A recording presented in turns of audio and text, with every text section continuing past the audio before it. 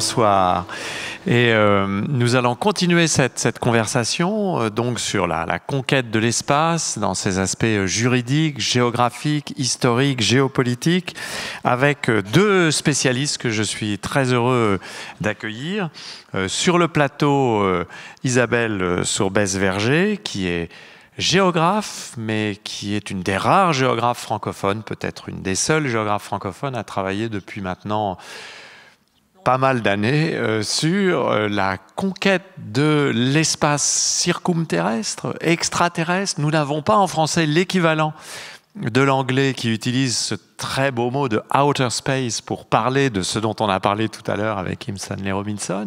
Donc on se contente de parler d'espace extra-circumterrestre et qui étudie cette conquête de cet espace en essayant de comprendre les aspects historiques et géopolitiques de cette conquête. On y reviendra. Et puis, en direct d'Adélaïde, Alice Gorman, qui nous fait le plaisir d'être ici. Donc Isabelle Sourbès-Verger est directrice de recherche au CNRS et Alice Gorman est professeure d'archéologie spatiale à l'université Flinders à Adélaïde, donc sur la côte sud de l'Australie, et je la remercie d'être présente. Et nous parlerons avec elle tout à l'heure de ce que peut être cette archéologie spatiale, qui est une discipline qui peut paraître étrange, mais qui est tout à fait importante et intéressante. Pour commencer, peut-être reprenons ce qu'a dit tout à l'heure Kim Stanley Robinson, qui m'a paru intéressant pour lancer la conversation, lorsqu'il dit, en parlant d'Aurora, qu'il voulait montrer que l'humanité n'était pas destinée aux étoiles, qu'il y avait une vision un peu insensée que de vouloir comme ça conquérir le système solaire, l'univers et les étoiles. Et pourtant, la pulsion de conquête est toujours là, peut-être plus forte que jamais, et pourtant les actions pour assumer cette pulsion de conquête sont toujours là, venant d'acteurs de plus en plus divers, et peut-être que cette pulsion et ces actions, finalement, parlent beaucoup moins de nos étoiles qu'elles ne parlent de nous, êtres humains, sur cette Terre, aujourd'hui, dans une situation si difficile et si complexe.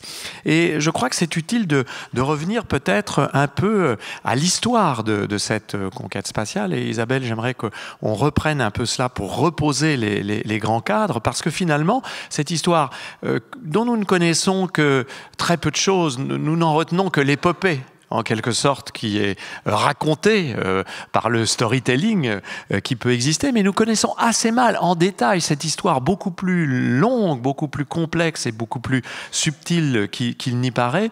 Est-ce qu'on peut retracer quelques grandes phases et peut-être aussi, dès le départ, avant de repasser la parole à Alice, mettre en évidence quelques grands acteurs géopolitiques, au moins au départ, puisque ce sont des acteurs géopolitiques qui commencent à intervenir, de façon à ce que nous puissions ensuite progresser dans la réflexion. Oui, alors effectivement, la question de l'occupation de l'espace et de la conquête de l'espace, c'est que d'abord, elle est très récente. Et donc, à la fois, nous la connaissons un peu et pas du tout.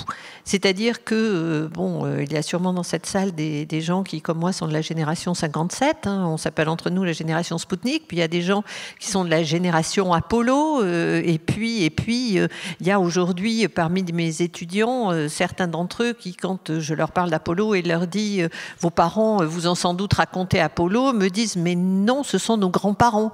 Et si vous voulez, là je mesure d'un seul coup que l'histoire de la conquête spatiale, elle est à la fois très proche pour certains et d'une certaine manière dépassée pour d'autres. Et ça pose cette question de la manière dont les rêves peuvent reprendre et renaître. Et vous évoquiez effectivement cette idée, est-ce que l'homme est fait pour quitter la Terre et pour aller loin? Et tout compte fait, les gens qui défendent un peu cette idée aujourd'hui, ce sont plutôt des Jeff Bezos ou des Elon Musk en particulier, donc des gens qui ont 50 ans.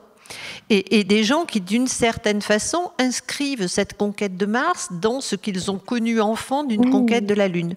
Je ne suis pas du tout certaine que les très jeunes générations aujourd'hui, qui ont beaucoup d'autres défis technologiques qui se posent à eux et qui vont être de plus en plus familiers de la robotique et de l'intelligence artificielle, auront forcément ce même besoin d'envoyer des hommes dans des planètes lointaines pour s'assurer que leur soif d'exploration est remplie rempli. Et si on remonte dans l'histoire de la conquête spatiale, eh bien effectivement, il y a deux grandes directions. La première, c'est la guerre froide, avec en particulier le nucléaire. Et l'espace, l'activité spatiale est très proche de, je dirais, l'entité nucléaire en quelque sorte, à la fois parce que pour les astronomes et pour les astrophysiciens, le Soleil, c'est quand même déjà une machine nucléaire. Donc il y a chez les premiers scientifiques qui s'intéressent au spatial essentiellement des physiciens du nucléaire, et puis surtout parce que pour des raisons différentes, les États-Unis et l'Union soviétique se sont tous les deux intéressés à l'espace, l'un pour avoir de l'espionnage, de la cartographie depuis l'espace, qui était possible puisque un satellite ne respecte pas les frontières terrestres, essentiellement pour des ressources techniques, pour des raisons techniques, parce que pendant que votre satellite il orbite comme ça, la Terre en dessous, elle fait son tour en 23h56 minutes, comme elle l'a toujours fait, et donc c'est en quelque sorte la Terre qui défile sous le satellite.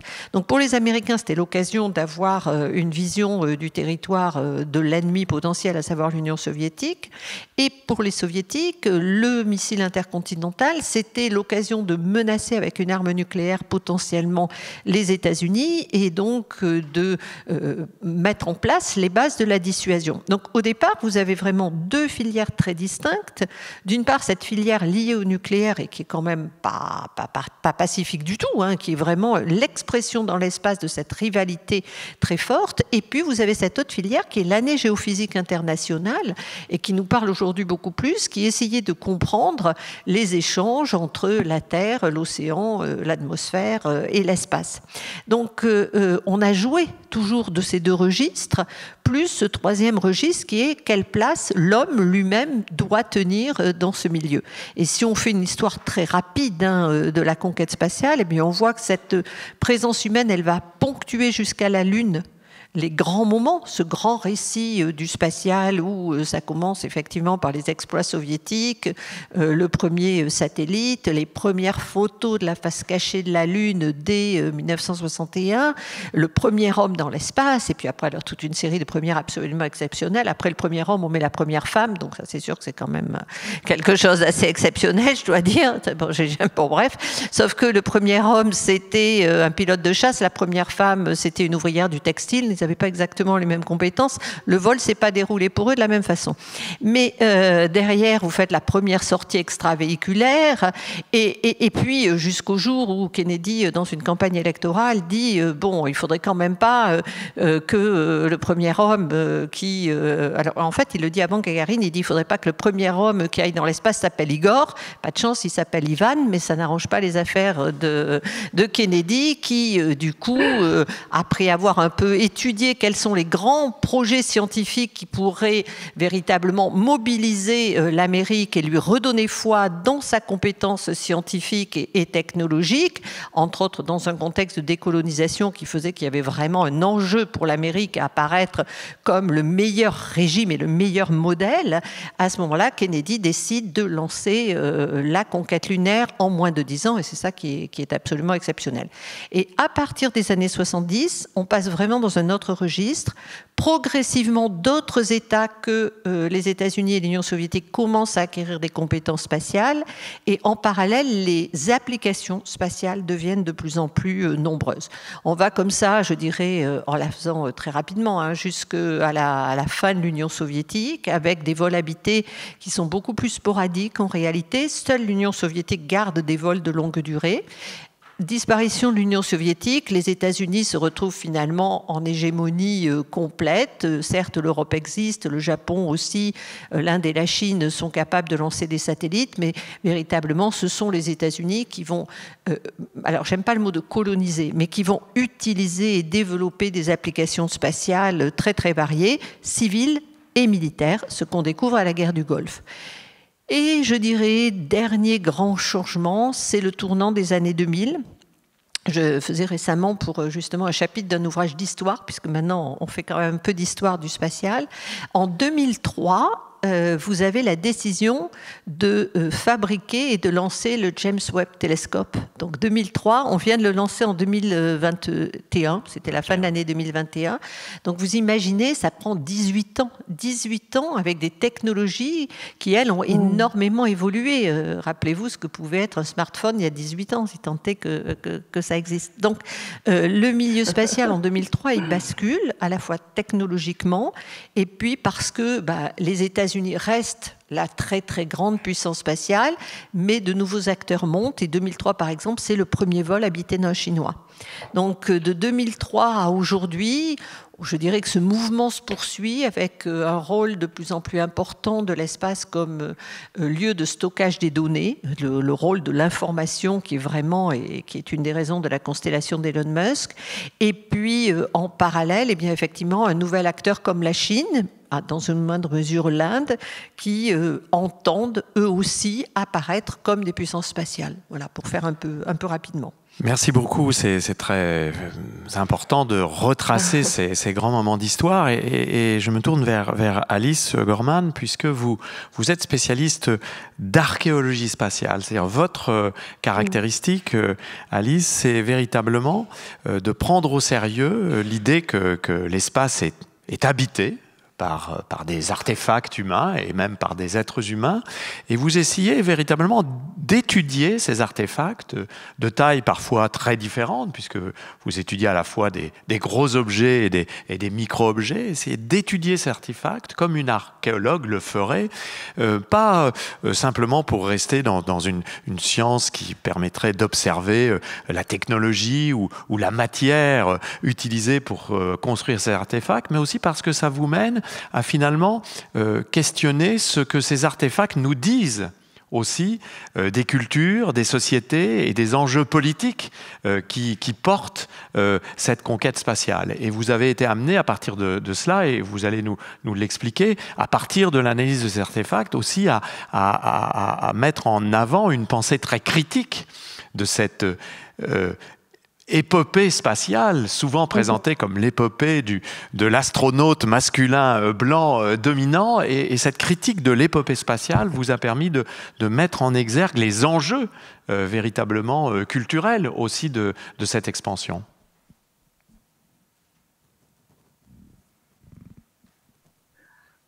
This is true. So my field is space archaeology.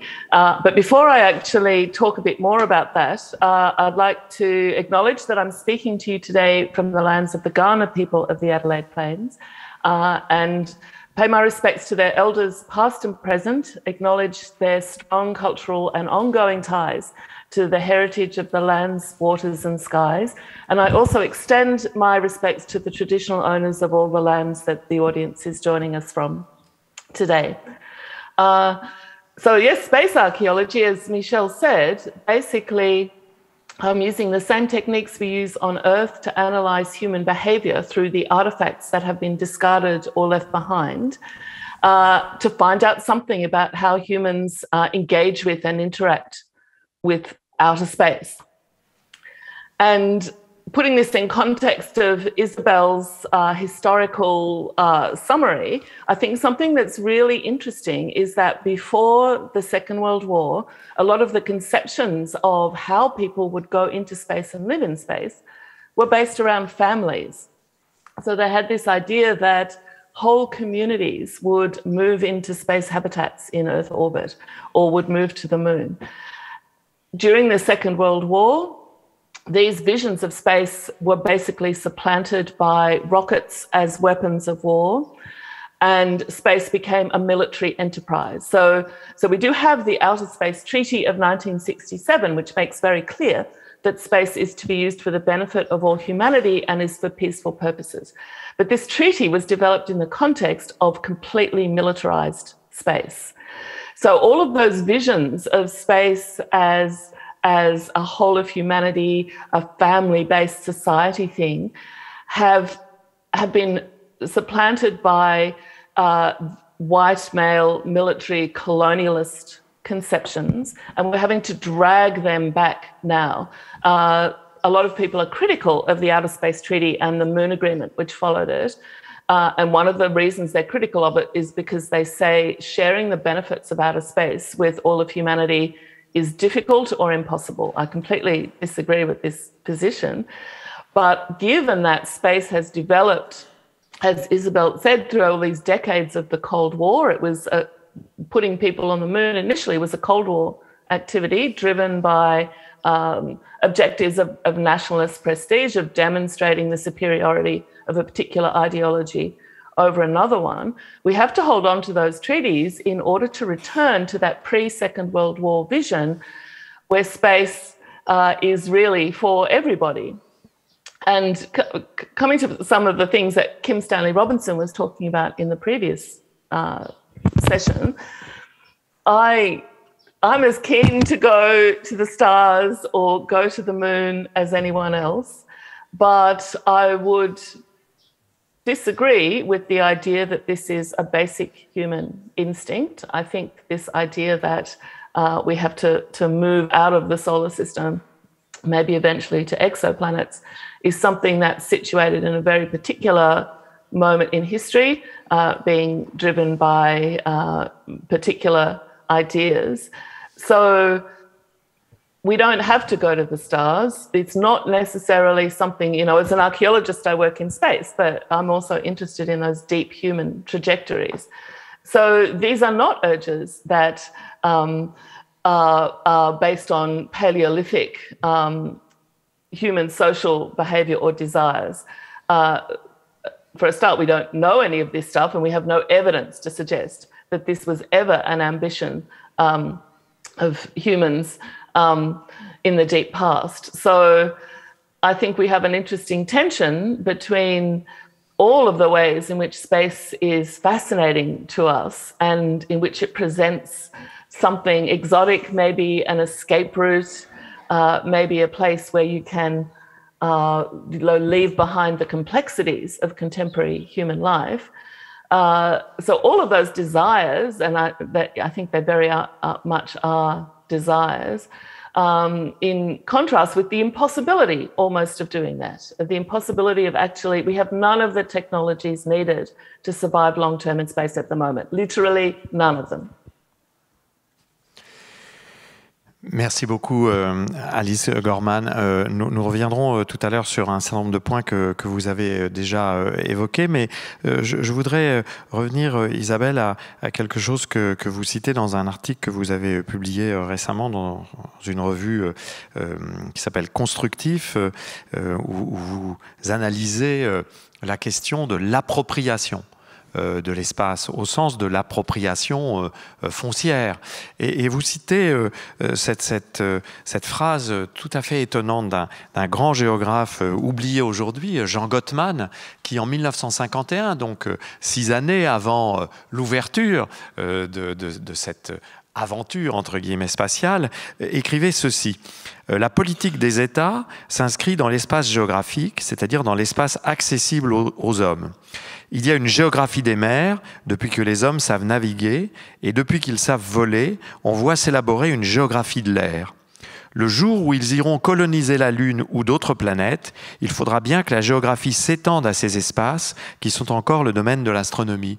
Cette phrase assez saisissante montre que Gottman avait saisi l'enjeu qu'allait constituer en fait l'appropriation de l'espace, l'espace étant quelque chose de tout à fait équivoque en ces termes, puisque l'espace n'a pas de limite, n'a pas de quadrillage, de carroyage. C'est quelque chose qui n'est pas, justement, en principe, comme le sol peut l'être, facilement découpable en morceaux. Et pourtant, il y a une géopolitique de cet espace, à la fois l'espace circumterrestre et bien entendu aussi l'espace de la Lune, et des enjeux géopolitiques qui sont tout à fait considérables.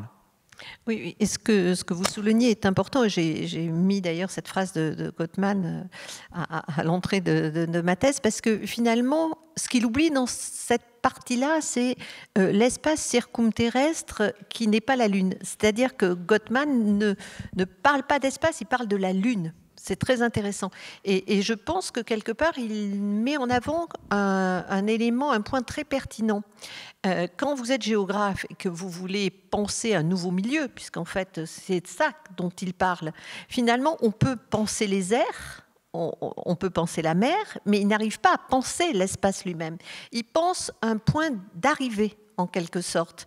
Et il pense une planète, enfin il pense un corps céleste sur lequel on va pouvoir faire des choses, sur lequel il y a de la géologie, sur lequel on va se retrouver un petit peu comme un 8e continent de la Terre. Et on trouve à cette époque pas mal d'analyses disant finalement on a fini d'explorer la Terre et maintenant du coup on explore ce qui est peut-être une partie de Terre qui a pu naître de la Terre, etc. etc. Et la partie des orbites à proprement parler, elle n'intéresse pas directement Gottman, qui est un géographe politique très original pour son époque. On trouve aussi, par exemple, chez Hannah Arendt sur la condition humaine, elle ouvre son ouvrage en parlant du Spoutnik.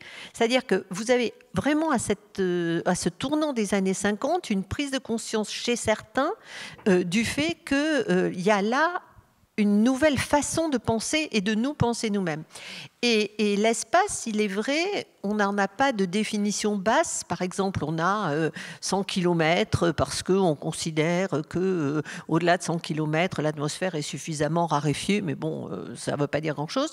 Et vous avez une autre définition qui est de dire qu'il faut qu'un objet réussisse à faire au moins une orbite autour de la Terre. C'est-à-dire qu'il puisse réussir à tourner sans être immédiatement attiré par l'attraction terrestre. Et donc ça nous situerait plutôt vers 150-200 km d'altitude. Puis bien évidemment, après, c'est l'espace infini et au-delà.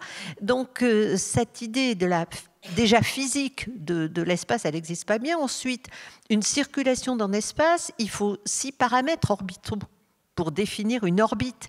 Donc c'est vrai que quelque part, quand on lit aujourd'hui l'espace est congestionné, surpeuplé, il y a des débris partout, et que vous voyez cette image qu'on a vu beaucoup à cause de l'essai Assatrus, mais pas seulement, où vous avez une Terre qui remplit quand même vraiment le centre de votre image, puis autour, partout, des petits objets qui sont vendus comme des débris. Dans la réalité, il y a des distances énormes, les échelles ne sont pas du tout ce que vous voyez, et en fait, l'espace, il est essentiellement vide, même si je ne mets pas en doute le fait qu'il y ait des milliers de débris, et que c'est un problème pour la circulation et la sécurité des engins spatiaux. Et que par ailleurs, la communauté internationale a mis en place des procédures justement de gestion de ces débris. Absolument, et qu'on va de plus en plus essayer d'établir des normes de comportement responsable et même du trafic spatial. Et il y a voilà, un certain nombre d'études qui sont faites sur ces sujets. Donc cette idée finalement des débris, les agences spatiales, elles sont les premières à tenir à limiter ces débris. Alors les débris, globalement, on appelle tout débris. Hein. Un satellite qui est plus opérationnel et un écrou ou n'importe quoi qui vole dans l'espace suite à l'ouverture du dernier étage d'une fusée. Mais ces débris, au bout d'un moment, alors ça dépend de l'altitude où ils sont et ça dépend de leur masse, mais ils finissent par être attirés par la Terre et à brûler dans l'atmosphère. Et donc aujourd'hui, on a à peu près un seuil de remplacement entre les débris qui disparaissent et les débris qui apparaissent qui est à peu près équilibré. Tant qu'il n'y a pas de collision en chaîne, c'est ça la grande question.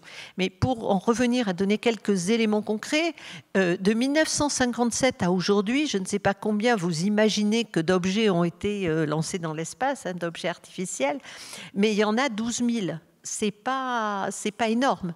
Et là où on voit quelque chose de très différent, c'est Elon Musk qui, d'un seul coup, annonce des constellations de 43 000 satellites à mettre en orbite en 3 ans. Donc là, effectivement, on mesure un changement assez fort dans la manière dont on va occuper l'espace. Mais en même temps, l'orbite géostationnaire, celle où vous avez les satellites qui nous montrent la Terre, les satellites météo, elle est à 36 000 km d'altitude. 36 000 km, la circonférence, c'est 2 pierres, donc 2 fois 36, 72, multiplié par 3, 7 fois 3, 21, 210 000 km. Et là-dessus, vous avez 210 000 km de circonférence, et là-dessus, vous avez peut-être 300 satellites. Donc, si vous voulez, il y a des problèmes qui sont des problèmes de fréquence, qui sont essentiellement des problèmes de fréquence, des points qui sont plus importants que d'autres.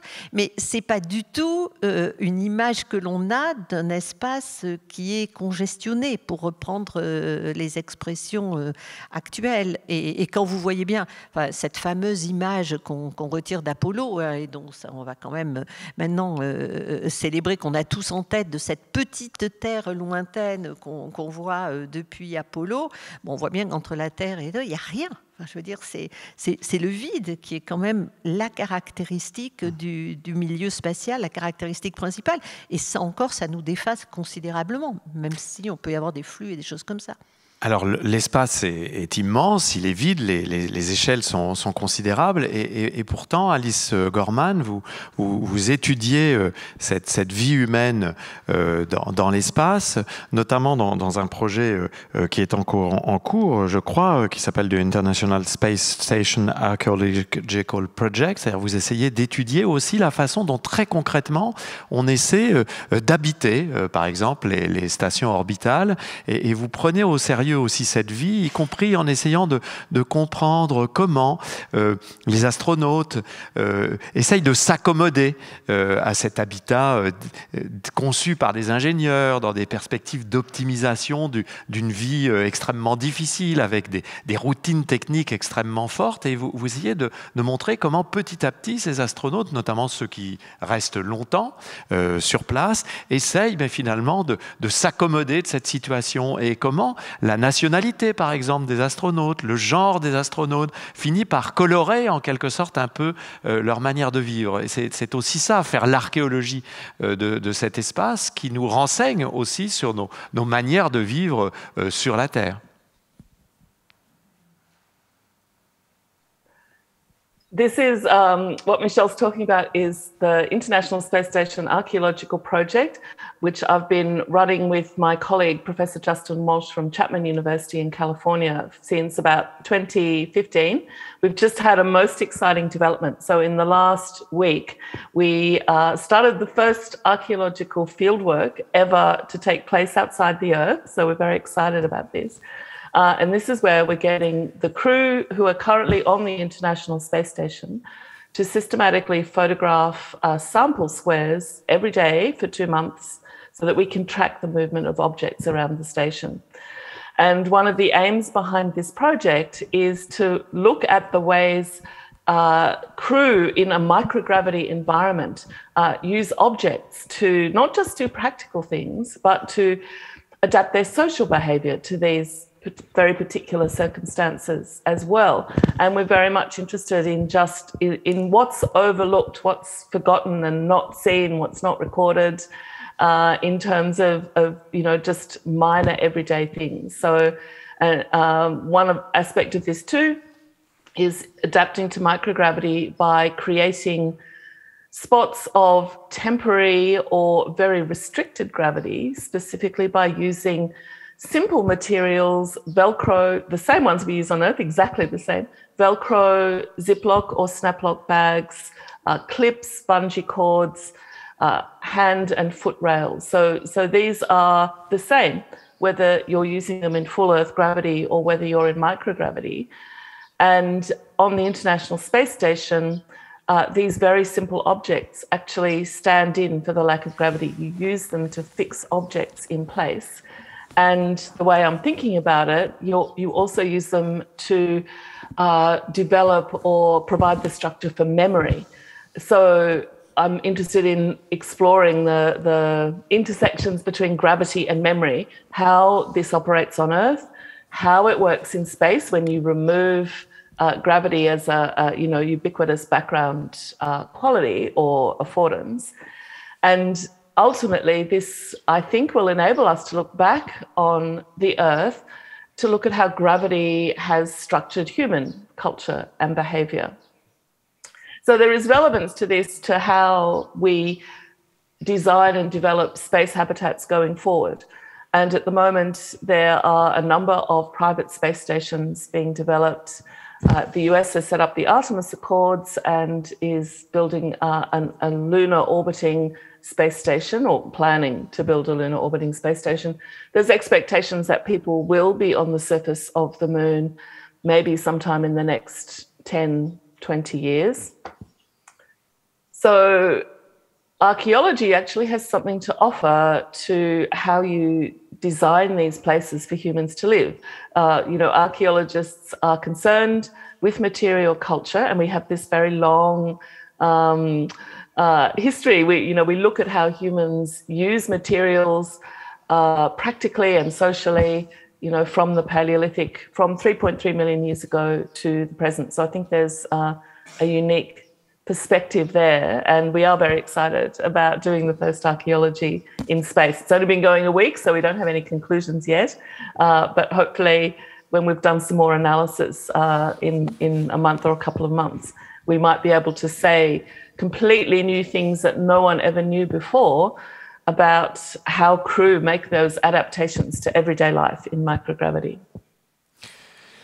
Oui, c'est tout à fait intéressant d'essayer justement de prendre cet espace comme un espace habité pleinement. Et vous savez qu'ici, à l'école urbaine, cette question de l'habitabilité nous intéresse. Nous avons là donc des conditions à la fois extrêmes, mais Alice Gorman nous montre que malgré ces conditions extrêmes, qui peuvent ressembler à des conditions parfois de vie de laboratoire sur l'Antarctique, comme disait Kim Stanley Robinson, nous avons des tactiques et des techniques permettant à ces êtres humains d'essayer de composer avec ces conditions de vie extrêmement difficiles. Et vous évoquiez tout à l'heure, Isabelle, cette fameuse photo de la Terre vue d'Apollo, dont on va fêter bientôt le 50e anniversaire, en décembre 1972. Cette photo a été prise, Blue Marble, et l'anniversaire le demi-siècle est pour dans quelques mois. D'ailleurs, nous le fêterons à l'école urbaine de Lyon parce que cette image nous est chère. Et on se rappelle que les expéditions vers la Lune étaient des expéditions qui plaçaient les astronautes dans des situations de très grand inconfort. Hein. Les modules lunaires étaient finalement des petits bricolages techniques.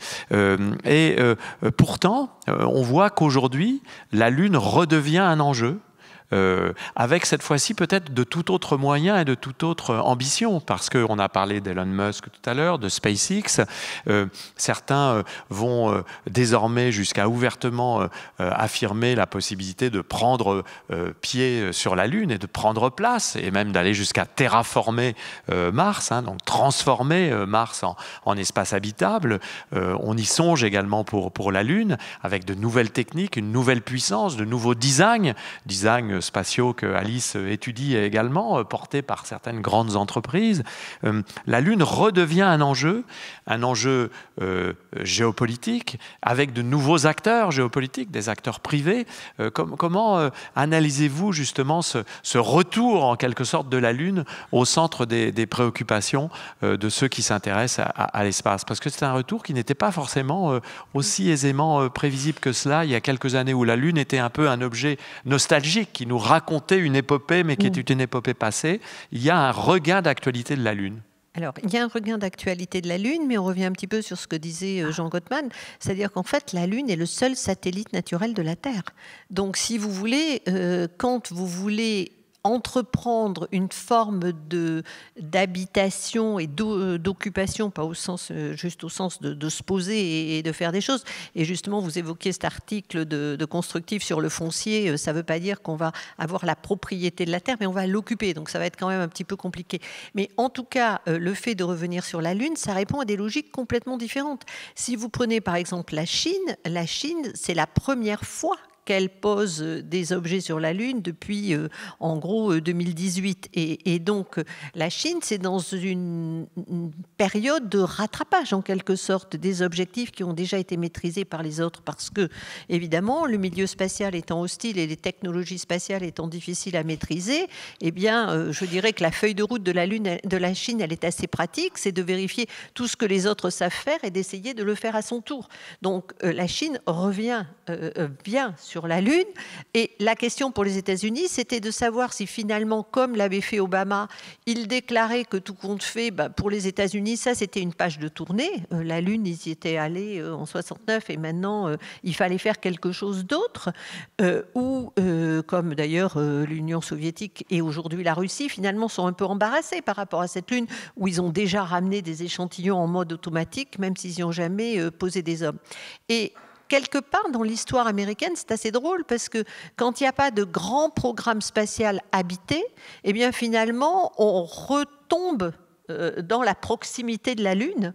Et tout compte fait, quand vous entendez à un moment beaucoup d'astronautes qui s'étaient élevés contre cette idée de revenir sur la Lune en disant mais ça va nous faire perdre du temps pour ce qui est d'aller sur Mars. Sauf qu'aller sur Mars, les budgets serait tellement important et les délais, ça aussi c'est un problème pour le politique, c'est le moment entre la décision est prise et le moment où ça se fait et vous n'êtes plus là, vous avez payé mais vous n'êtes plus là pour en retirer les bénéfices. Donc déjà là aussi vous avez un problème et donc dépenser de l'argent pour aller sur Mars, c'était absolument hors de portée et la NASA a eu beau essayer autant qu'elle a voulu, elle n'y est pas arrivée.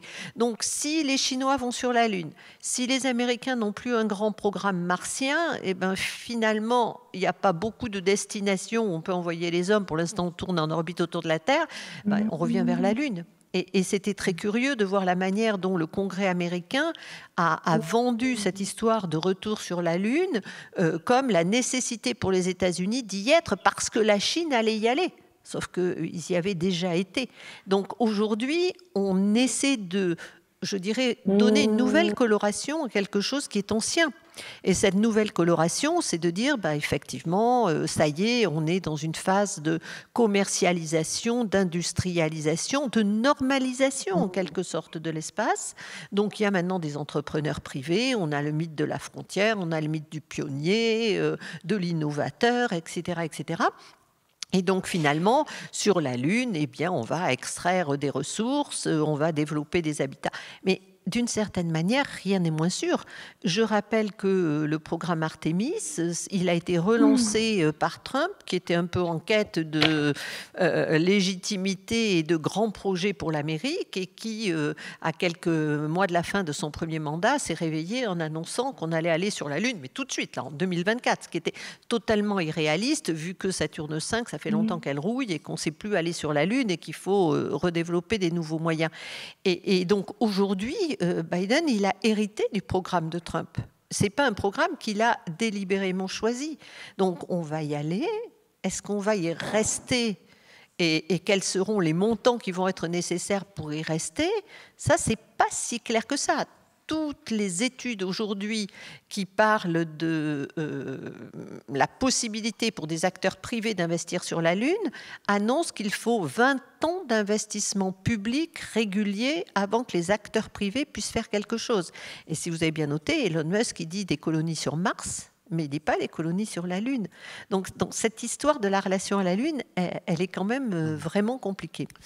Alice Gorman, je vais évidemment vous interroger sur la question de la Lune, qui est au centre aussi de vos préoccupations. Vous avez l'habitude de montrer dans votre travail que finalement, l'archéologie de l'espace que vous menez permet de montrer que l'utilisation de cet outer space par les êtres humains était une claire expression des rapports de domination et des rapports d'injustice qui existent au sein de la société terrestre, un monde très masculin, mettant de côté une bonne partie de l'humanité, un monde très blanc aussi, avec une exploitation spatiale qui est une sorte de poursuite de rapports de domination coloniale qui avait jadis été beaucoup plus fort à la surface de la Terre.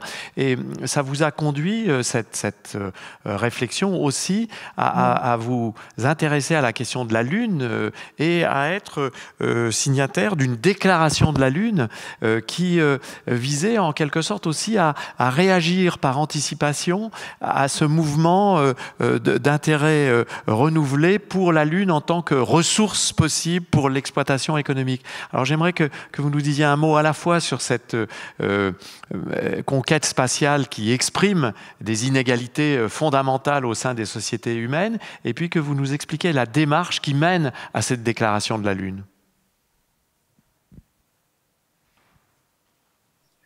Oh, absolutely. And I have to say, I'm I'm proud of the Declaration of the Rights of the Moon, which I'll tell you a bit more about in a minute. But I also think Isabel has provided some really fascinating context for the moon, because it's true, the US have already been there. And in going to the moon, they showed, or they made it a capitalist celestial body. And thinking about what Isabel just said, they're having to do that again because China is one of the main competitors. So it is, again, a battle of ideologies. And these ideologies are expressed through material culture. So I think it's going to be really interesting to see what kind of material symbols are left behind on the moon this time, which brings me to thinking about all of this activity, this commercial activity on the moon, which has been discussed and is accelerating and enshrined in various pieces of national legislation now. So it's just become accepted that humans are going to the moon, are going to extract resources for use there on the surface of the moon to create an economy, and that this may be used to go on to Mars, and there may be some benefits for Earth as well. So this has become such a strong narrative that there's not that much to balance it. And this was kind of the motivation behind a small group of us thinking about this, thinking about the fact that we know what resource extraction does to environments on Earth, and most parts of the world have environmental management systems in place so that there is regard for doing the minimum amount of harm to natural environments and to ecologies and to human well-being as well. But there's this idea, and Kim Stanley Robinson said this, that the moon is dead and you don't have to worry about it. There is nothing that can be destroyed there.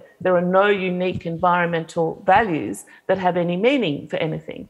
So I don't agree that the moon is dead, because I don't think you have to have alive things somewhere for it to be counted as living. The moon has an incredibly complex geology and geomorphology, and it's in dynamic interchange with the rest of the solar system and the cosmos. It has active water cycles, which everyone's interested in the moment because they want that water. So I would argue that the moon is not dead, that it has extremely unique environments like the permanently shadowed regions, where you have these 2 billion-year-old shadows, which to me is extraordinary, shadows that have never seen any light other than starlight. And if you think about it as well, if we're destroying our night skies by the hundreds of thousands of mega constellation satellites that we're about to put up there, well, Elon Musk and his cohorts are putting up there, if we're going to lose access to our night skies, where else are we going to get them? Well, we may have to go to the moon or Mars to see the night sky as humanity has experienced it for most of its existence. So I would argue there are very strong environmental values, and these are going to be destroyed unless a case is made for them. So this was kind of the motivation between writing the Declaration of the Rights of the Moon. And it's not that we expect giving the moon the potential of legal personality or the ability to assert its own rights will stop anybody going to the moon or mining the moon or doing any of these things. But for us, it provides a counter to that very dominant discourse that the moon is there for us to use as we wish. So if I've got time, I'm just going to read one or two of the rights of the moon as we articulated them. So the moon possesses fundamental rights which arise from its existence in the universe, including the right to exist, persist, and continue its vital cycles unaltered, unharmed, and unpolluted by human beings, the right to maintain ecological integrity, and the right to remain forever a peaceful celestial entity unmarred by human conflict or warfare. So those are pretty simple things. But now that we've written them, now that they're in existence, they have to be taken account of. So while we don't expect the entire space industry to adopt this Declaration of the Rights of the Moon, we do expect that they will now have to engage with that. They will have to make an argument about why it is okay to destroy the ecological integrity of the moon. And how that affects the course of action remains to be seen. But for me, it's very important to have this document in existence. And you can find it if you just search for Declaration of the Rights of the Moon. And you can even leave a signature to indicate you support it if you would like to do that. Merci beaucoup, Alice. Je voulais qu'on puisse évoquer cette déclaration des droits de la Lune parce qu'elle a été finalement très peu commentée en France et peut-être même en Europe, alors que je trouve que la démarche est extrêmement intéressante et vous venez d'en expliquer les fondements. D'ailleurs, ça fait écho à la discussion qu'on a eue tout à l'heure avec Kim Robinson et je pense que ça montre que s'intéresser à la Lune en tant qu'objet stellaire et réfléchir à ces droits de la Lune, pas forcément d'ailleurs en termes strictement juridique, mais tout simplement pour reconnaître la caractéristique propre de la Lune et s'interroger sur ce qu'elle peut devenir, c'est finalement un exercice qui nous permet évidemment de penser à la manière dont nous habitons la Terre aujourd'hui et à la façon dont nous pouvons nous sortir des défis que le changement global provoque aujourd'hui et nous place devant les yeux. Nous avons quelques minutes, si vous voulez bien, pour prendre des questions pour nos invités. Il y a un micro qui va circuler. N'hésitez pas donc à poser vos questions, que ce soit à Isabelle Sourbès-Verger ou à Alice Gorman, qui vous répondront avec grand plaisir.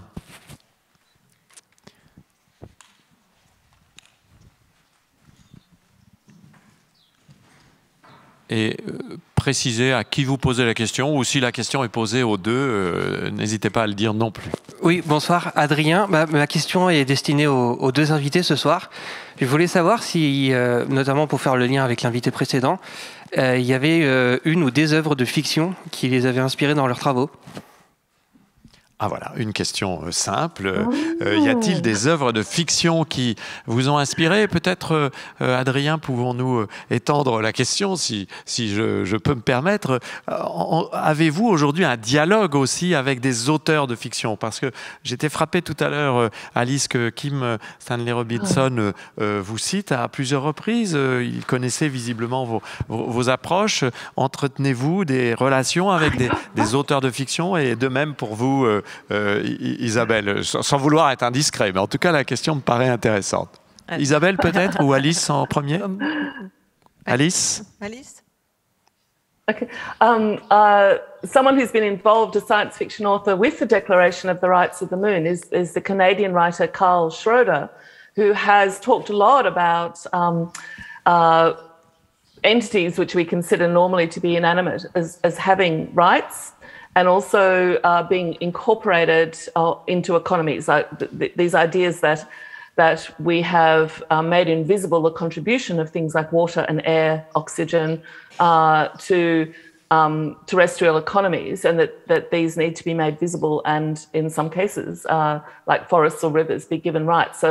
So thinking about Carl Schroeder's ideas has been quite important for me and the others involved in the Declaration of the Rights of the Moon, who I should acknowledge. I won't name them all here, but it was a group work.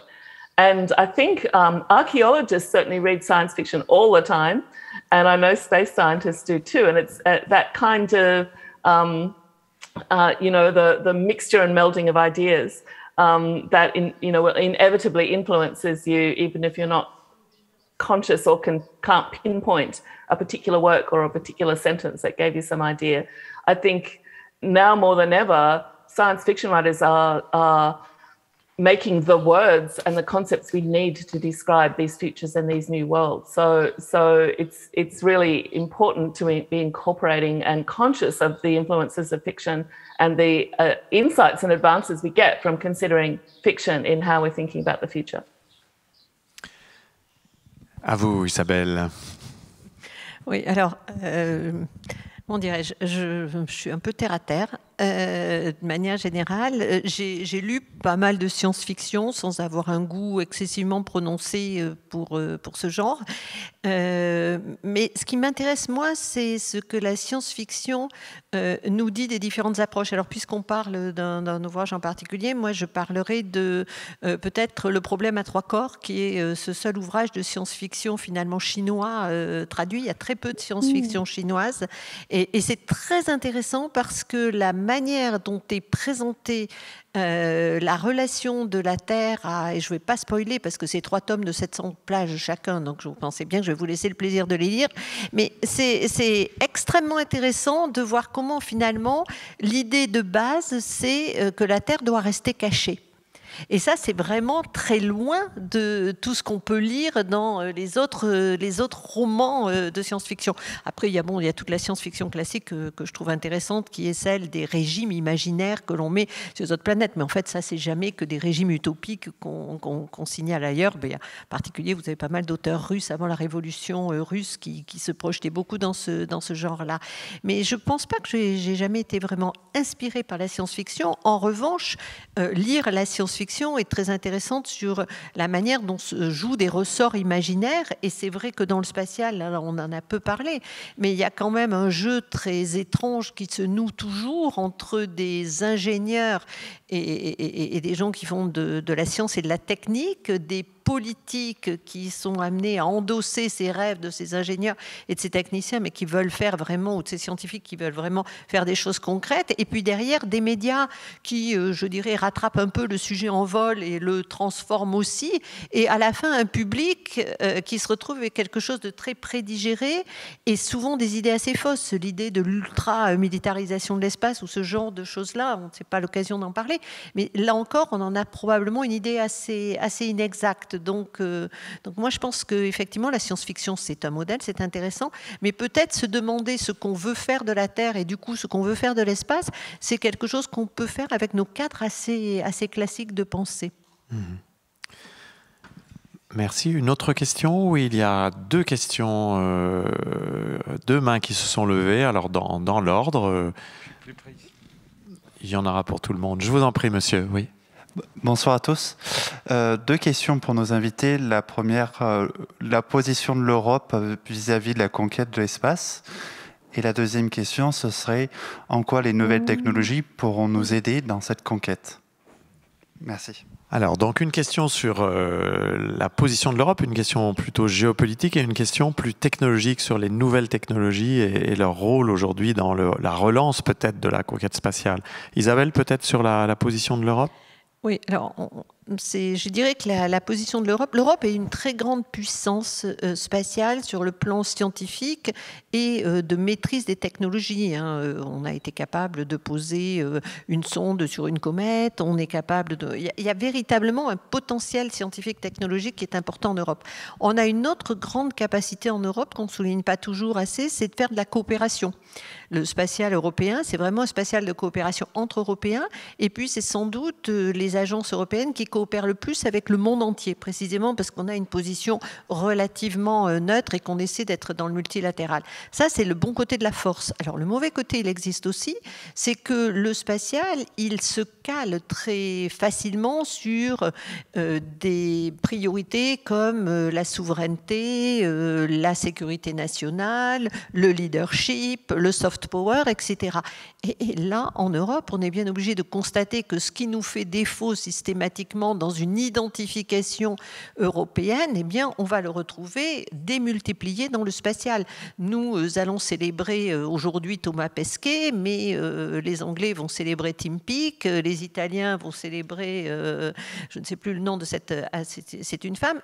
Et donc, si vous voulez, rien que cet exemple nous montre à quel point nous avons du mal à nous identifier dans un schéma européen. Et ça nous joue vraiment un tour difficile. Le deuxième élément de faiblesse que nous avons en Europe, c'est que si vous regardez les États-Unis, il y a un tel seuil d'investissement monstrueux qui a été réalisé par l'État depuis 1961, puisque aujourd'hui, les États-Unis dépensent plus du double de l'ensemble de toutes les autres puissances spatiales et que c'est cet écart-là, il existe depuis 60 ans. Donc, les investissements américains dans l'espace sont juste monstrueux par rapport au reste du monde. Donc, forcément que derrière, il y a des acteurs privés qui disposent de technologies qui sont maintenant sur étagère ou qu'ils développent. Elon Musk a développé son réutilisable. Mais il y a vraiment déjà une énorme masse d'investissements qui a été réalisée dans le spatial. Ce n'est pas le cas en Europe. Et pour finir, si vous prenez des pays comme l'Inde ou la Chine, eh bien, ils n'ont pas d'infrastructures terrestres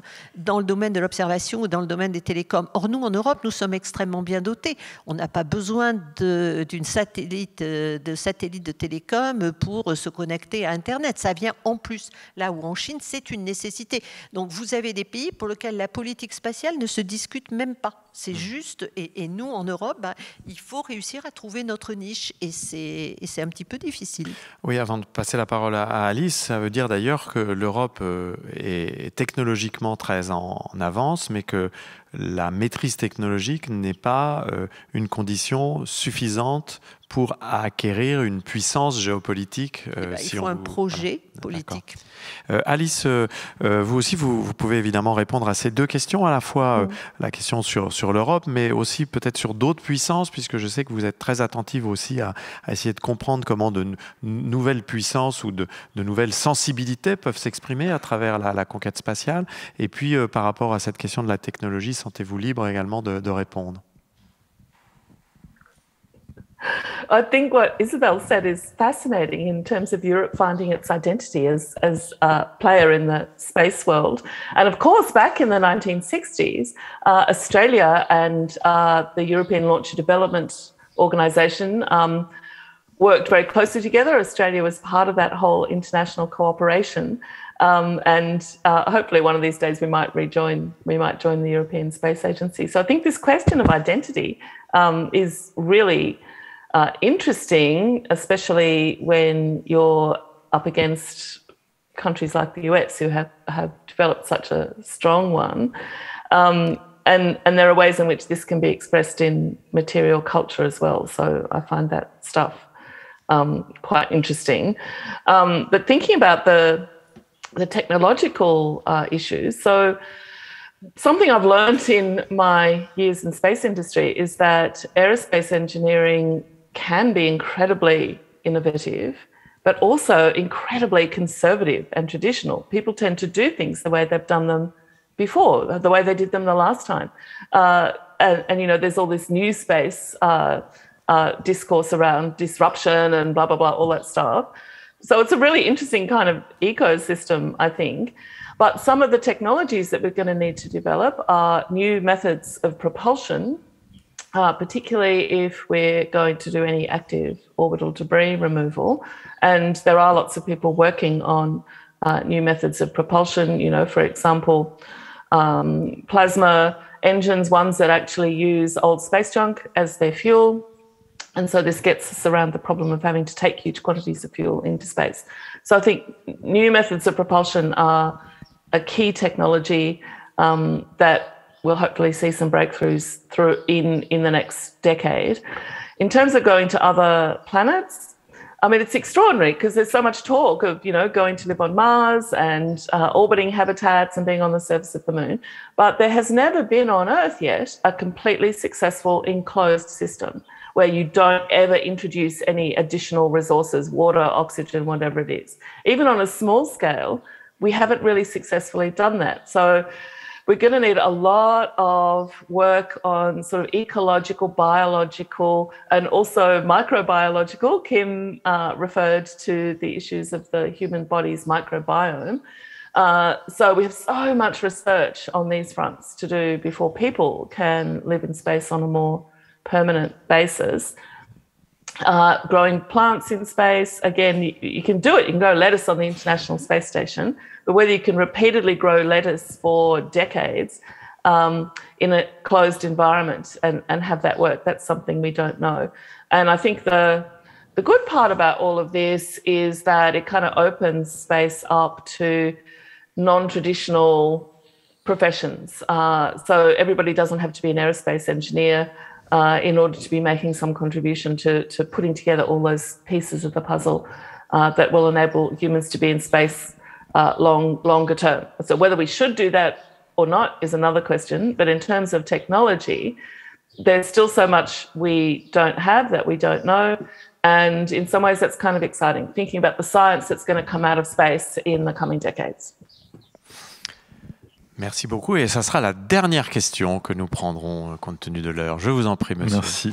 Gaëtan, moi je me demandais s'il y avait des études prospectives un peu sur les effets géographiques sur Terre de la projection dans l'espace. Donc je pense notamment aux bases de lancement, où on sait que actuellement, les bases de lancement utilisées sont quand même le résultat de passés aussi coloniaux. Je pense à Kourou ou même au Kazakhstan. Est-ce qu'il y a des études prospectives sur les futurs conflits qui pourraient avoir lieu, peut-être, autour de lieux qui sont avantageux pour la projection dans l'espace? Isabelle. Oui.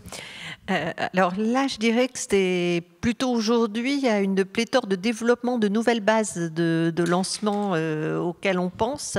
Alors là encore, ce sont dans le cadre de projets privés, de petits lanceurs et de petites bases de lancement, voire éventuellement de barges qui permettent de faire des lancements temporaires, avec l'idée que finalement, maintenant, ce qu'on pourrait chercher d'une base de lancement, c'est qu'elle soit la plus accessible, la moins coûteuse, la plus favorable, sachant que les technologies font que, par exemple, la nécessité d'être plus proche de l'équateur pour économiser de l'énergie pour un lancement géostationnaire n'a plus la même valeur, puisque justement on utilise des moteurs à plasma sur les satellites eux-mêmes qui leur permettent de se déplacer et directement de choisir leurs plans orbitaux à moindre coût énergétique. Donc finalement aujourd'hui les critères pour une base, c'est d'être sur votre territoire. D'ailleurs les Russes après être dépendants du Kazakhstan pour la base de Baïkonour, finissent de développer leur base de Svobodny.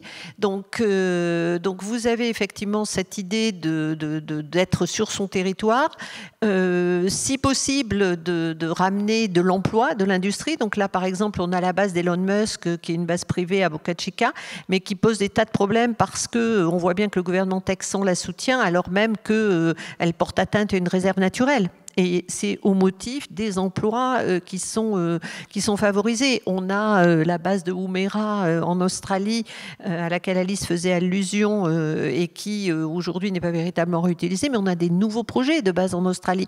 Donc en gros, pour une base spatiale, il faut un endroit un peu vide autour pour quand on récupère les étages, de préférence sous contrôle national et si possible pas trop loin, mais cette infrastructure terrestre, elle va vraiment dépendre des business plans de ces fameuses entreprises privées.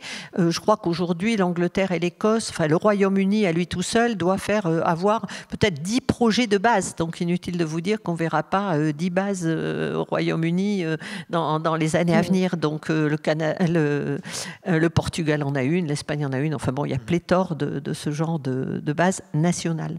Alice, peut-être un élément sur cette question des bases de lancement. Je sais aussi que vous êtes très sensible à cette multiplication des projets dans des espaces géographiques qui n'étaient pas traditionnellement les espaces géographiques choisis par les grandes puissances pour ce lancement.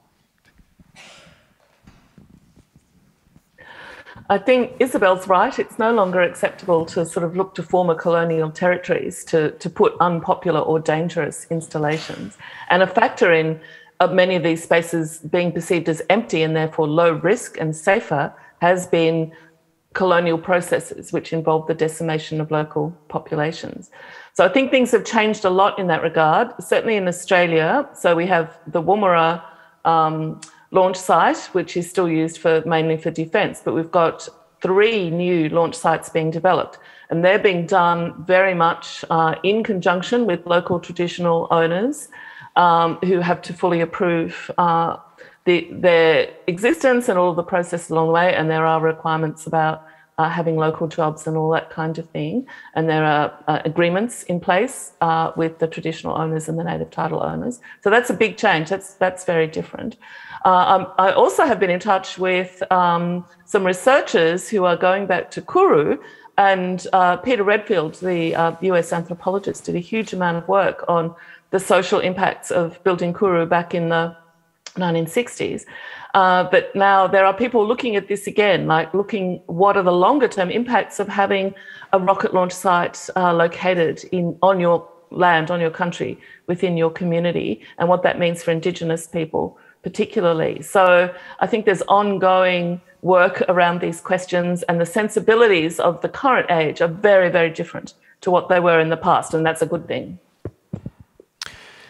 Merci beaucoup. Il est 22h30. Nous allons clore cette soirée en remerciant Isabelle Sourbès-Verger et Alice Gorman d'Adélaïde pour ce débat vraiment très intéressant.